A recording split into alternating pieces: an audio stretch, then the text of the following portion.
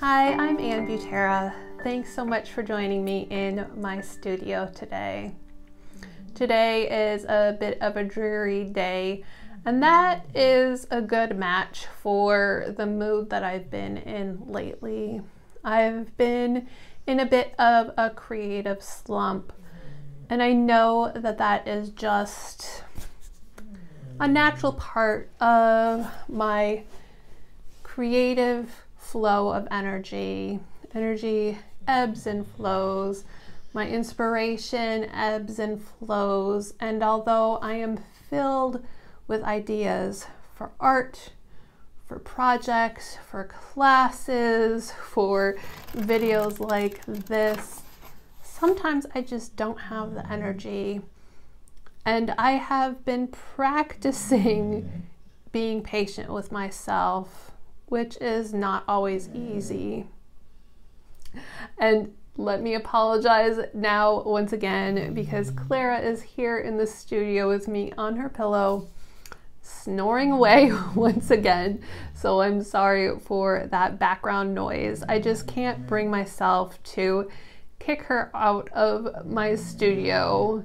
She's such a sweet companion, even if she is a bit loud.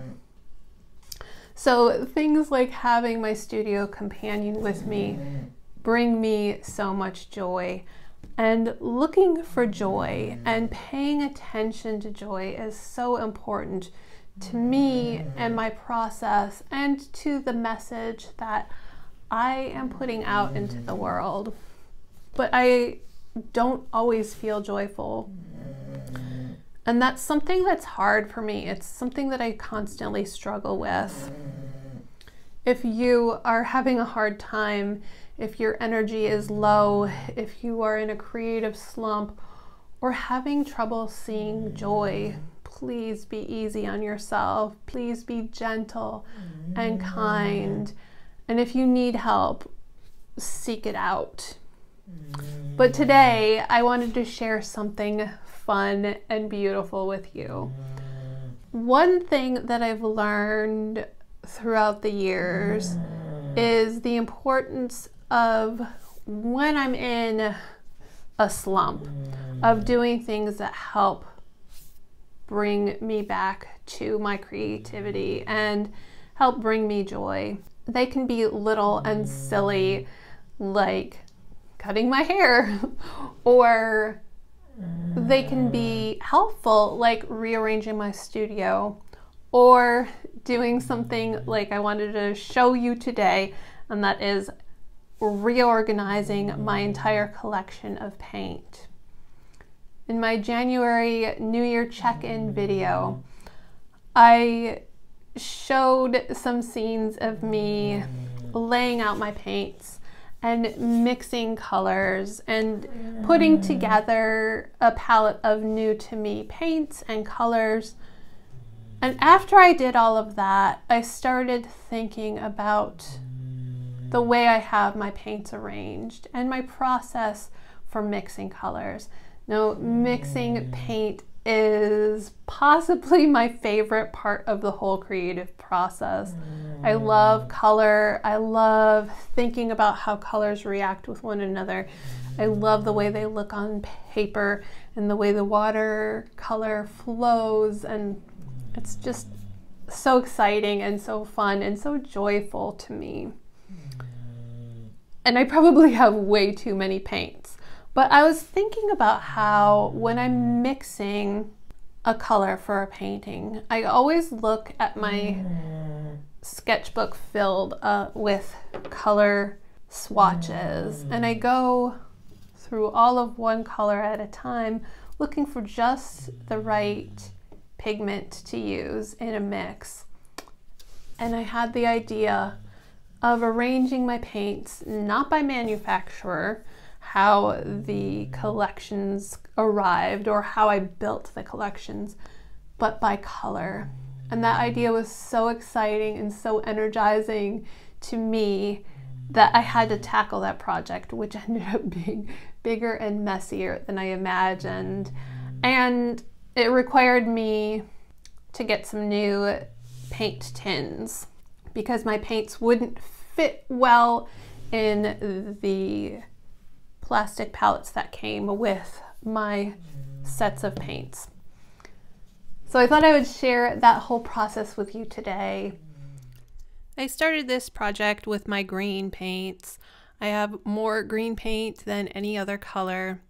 I took the pans out of my palettes. I cleaned them off. I was using a metal tin that had housed a bunch of other types of paint. I attached magnets to the backs of my little pans and set them in the tin. Made my swatch sheet, arranging my paints, and I actually had to rearrange them. But once this was all finished and all arranged, it made me so happy and determined to do this with all my other colors. Getting those pans out of these plastic palettes was a bit tricky. I used a razor blade, and all of that old paint glued those pans into the tins. It took more effort than I thought it would, and it was more messy than I imagined. I had swatches of all of my colors, so that really helped me keep things organized once I had them out. This palette from Sennelier was easier to get out, but you can see all of that paint dust from years and years of painting and mixing colors. It made a big mess on my table, on my hands. I wanted to reuse all of these palettes, but I could not figure out a way to get them to work for me. Even that large plastic palette, not all of the paint pans would fit in there. Although I didn't want to have to buy more supplies, I ended up buying some more paint tins, and I'm really glad I did. After I took the pans out of the plastic palettes, I still had to wait for the metal tins to arrive.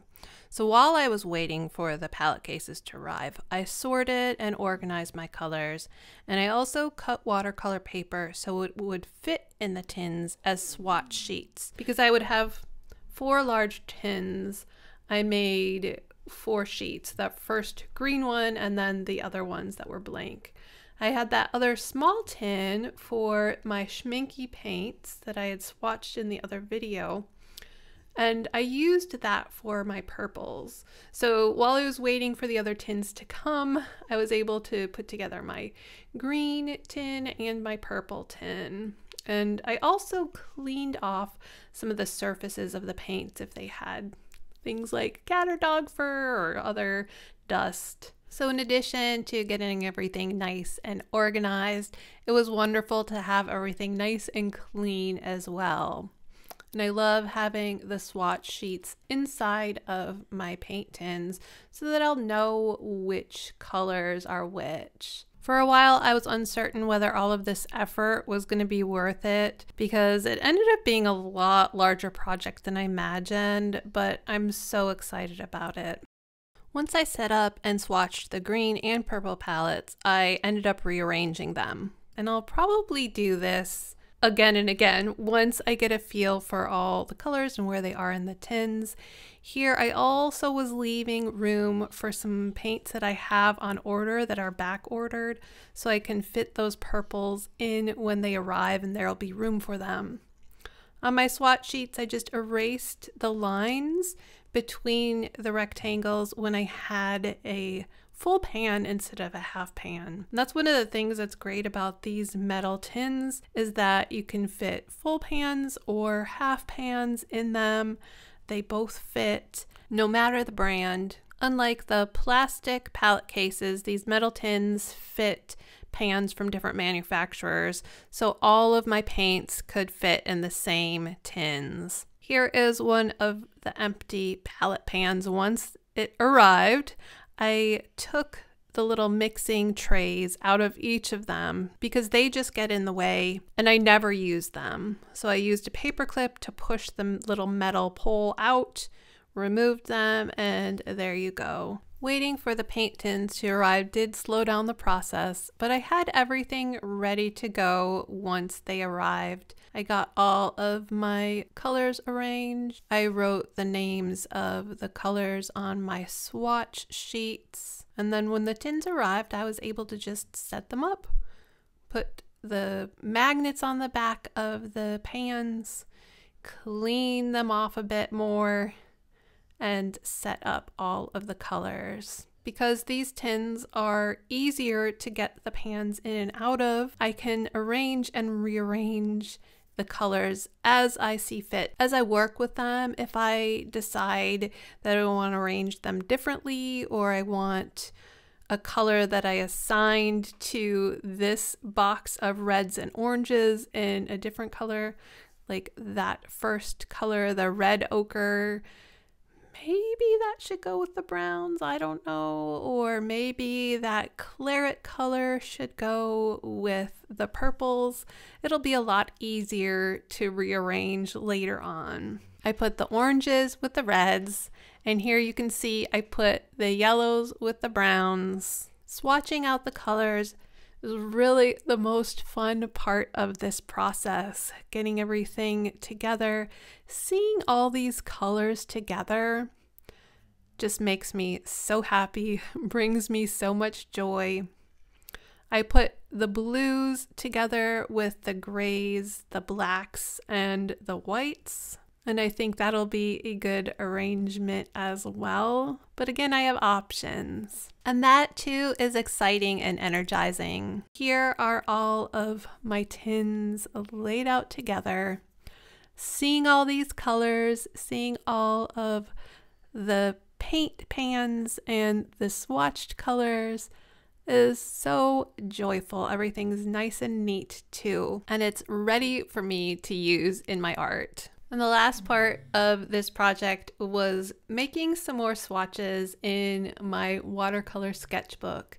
This is where I keep track of all the colors of paints that I have, and I thought it would be fun to re-swatch everything so that I could have my colors arranged in my sketchbook in the same way they're arranged in my paint tin. But instead of just boring shaped swatches, I had fun creating lots of different shapes, lots of different variations of each color using more and less paint. I have everything labeled because this sketchbook is where I go for my color reference. The swatches inside the tins are helpful to me, but even more helpful are the larger swatches with variations of light and dark. That gives me so much help when I'm thinking about mixing colors, and I can see, is this red warmer or cooler? Swatches like this also give me a better idea of which colors are more granulating than others. Sometimes when it's very dark, you don't get the full picture of what it's gonna look like and how it's going to mix with other colors. And so having all of these different swatches, seeing them in various intensities really makes a difference. And the other part of this process for me, not only is it useful, but it was fun. I needed a project that would be fun, that would get my creativity flowing again. Sometimes just watching your colors is the project you need to get creating again if you're in a slump. It's something that I do for reference, but also just for fun. So here is my sketchbook with the swatches. These were the original swatch pages, and I would add colors as I bought new paints.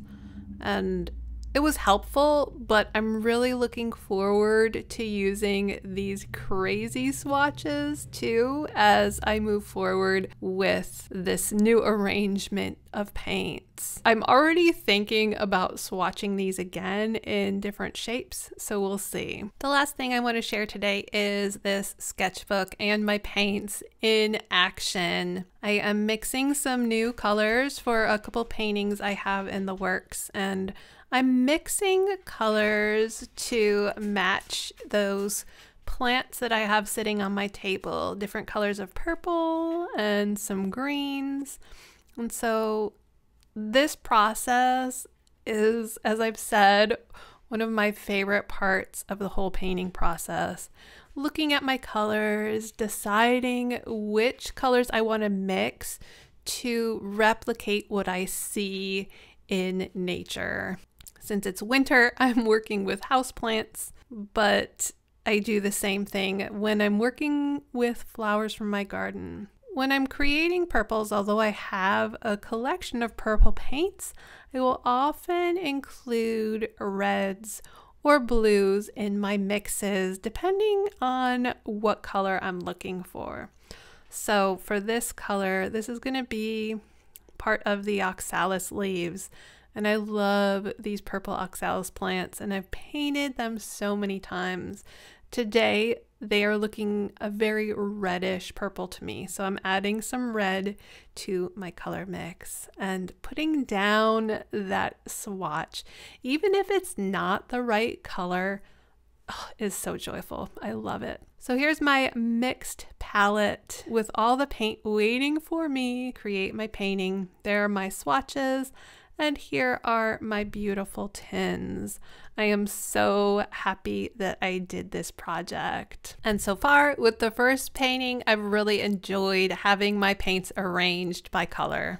I hope that seeing me rearrange my colors and swatch my colors and create these collections of colors was energizing and inspiring for you. Now, I wouldn't recommend that anyone go as crazy with collecting paint as I have, but if you do have a lot of paints, organizing them by color is such a fun and productive way to keep them together. Thanks so much for joining me and Clara in the studio today. I hope that you are having a beautiful and creative week. As always, if you have questions or if there's something you'd like to see in a future video, please reach out, leave me a comment, share your experience. How do you arrange your art supplies? What is your process when you're working on a new project? I would really love to hear about it. Thanks again, and I will see you next time.